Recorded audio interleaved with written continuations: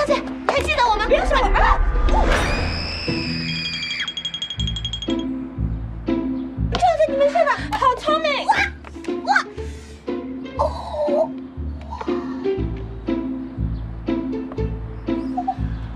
有没有摔倒啊？怎么这么不小心？再不起来可就走光了啊！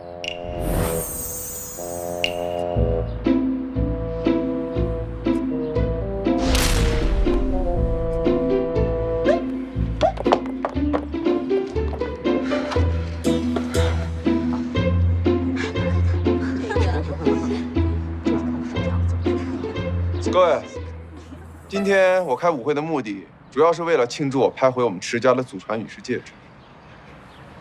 这枚戒指对于我来说有着深刻的意义，因为它是我跟我前女友的定情信物，也是一段难以忘却的回忆。所以，我一定要拍回这枚羽饰戒指，让我的前女友白跑一趟。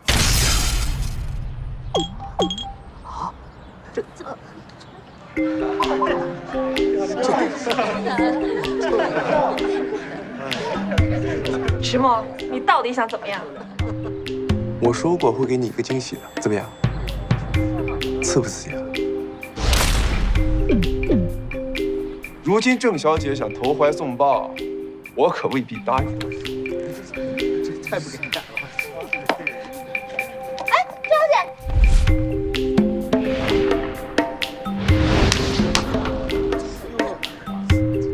破戒指，还你！有人都带得少了，还不要？这真是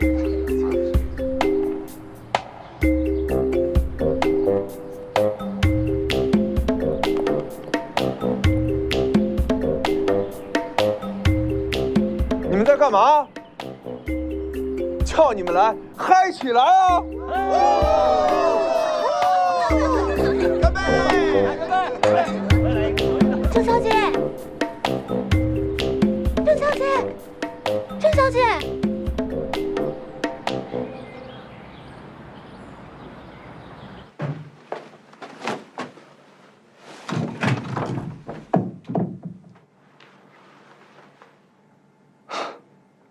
什么品味啊，这是？没救了。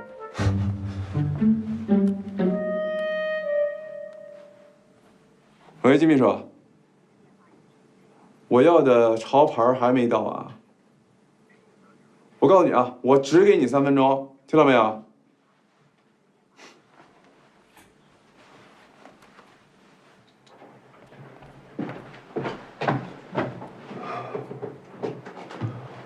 大哥，你发型都这么土啊！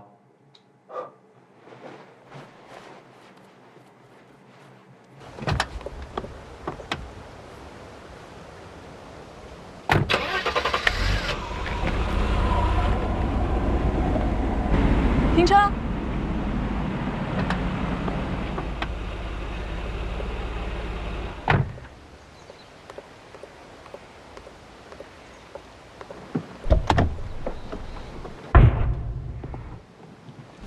迟墨的妈妈，这估计是世界上唯一镇得住迟墨的人。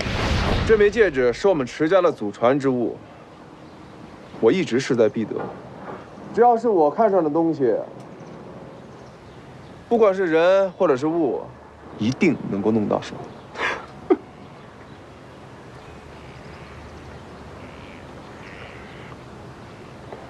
石总，姨妈来了。姨妈，大姨妈，每个月都会来啊，有什么大惊小怪的？你姨妈？我妈？总之，她不太喜欢这些东西，我觉得咱们还是收拾一下吧。哎，不是，收拾？你让我怎么收拾啊？我最害怕老太太唠叨了。表哥，这个交给你，你来帮我处理。对，我先整。拜拜。哎，等一下。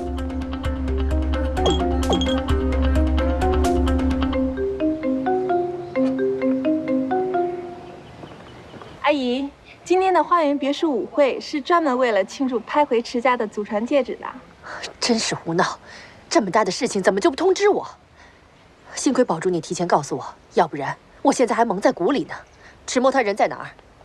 啊，姨妈，表弟他工作繁忙，还没回来呢。什么？哦，是啊，老板他怎么会出现在这种场合呢？怎么可能啊？刚刚还在里面，是不是背着阿姨胡闹？现在不敢见人了？去，把你表弟给我找回来。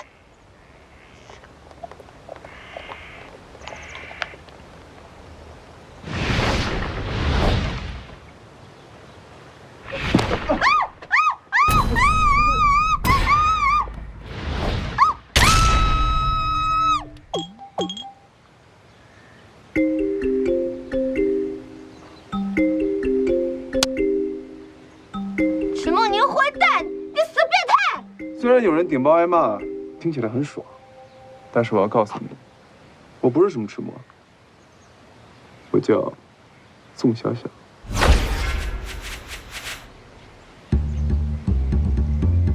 宋小小，对，记住这个名字，宋小小。这不是我书里的男神吗？你说你叫宋小小，但是你怎么跟迟墨长得那么像啊？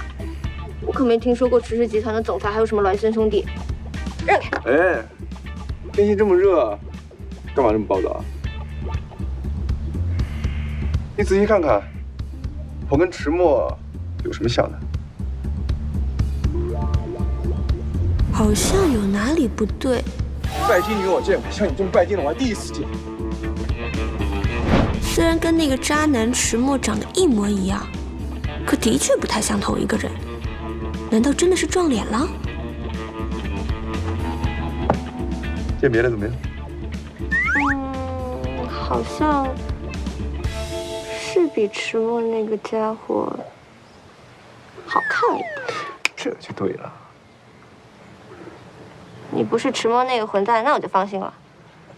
哦，对了，你能不能帮我个忙啊？我现在必须要出去，但是我迷路了。我从南门进来的。南门，我从来没有关心过南门这件事。那怎么办？我现在必须立刻马上找到一个人，这关乎我的前途。怎么办？你首先要找到一棵树的影子，然后让手表的时针与树的影子重合。那么6点钟的方向就是北方，相反的方向就是南方。哦，真的吗？那太好了，那我先走了。哦，对了，下次再找你道谢。等一下，这个手表送给你。如果以后再遇到迷路的事情，记得用我教你的方法。送给我？不行不行，我不能收陌生人礼物的。喂，怎么是陌生人啊？这个手表就当做咱们认识的纪念礼物，说好了。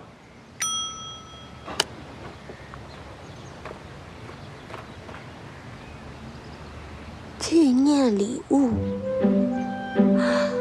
定情信物。我好像做了一场梦，我上本小说里的男神就叫宋小小啊，莫非这就是流星石头带给我命中注定的缘分？